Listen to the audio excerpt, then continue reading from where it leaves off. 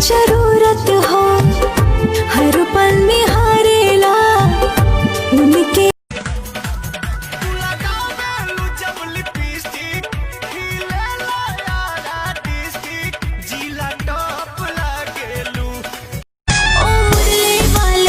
जब तू मुरली बजावा हो, मनवा में हमरा प्रीत के तू फूल खिलावा हो के बाबरी तोहर राधा तोहरा पीछे भागे। गाना बाना हमनी के सट गइल बा, अब तो लागी रोज छावा का हो। राजा रूप चाहे नवा का हो, तब मारे दे हम चाहू।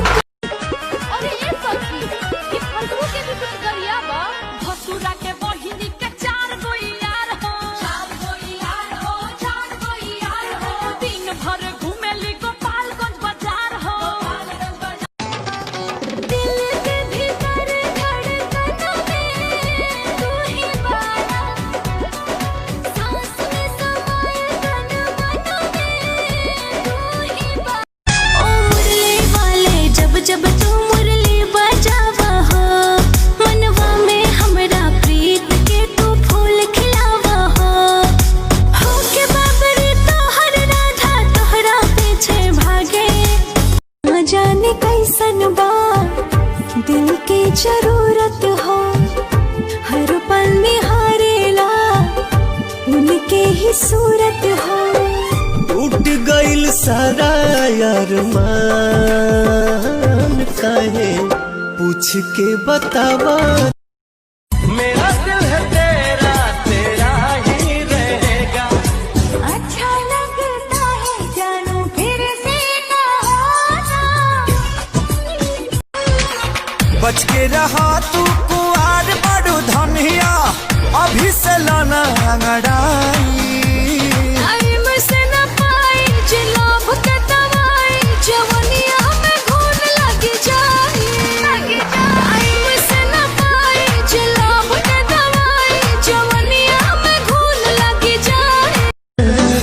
जब से देखला ये जान दिलवा दीवाना हो गई।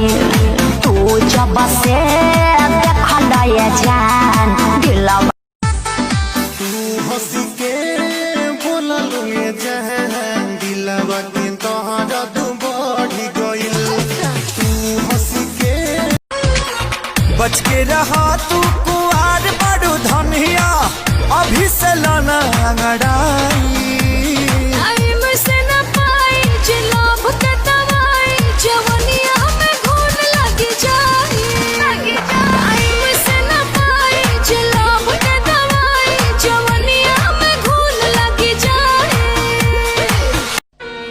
ये शायरी आपके लिए।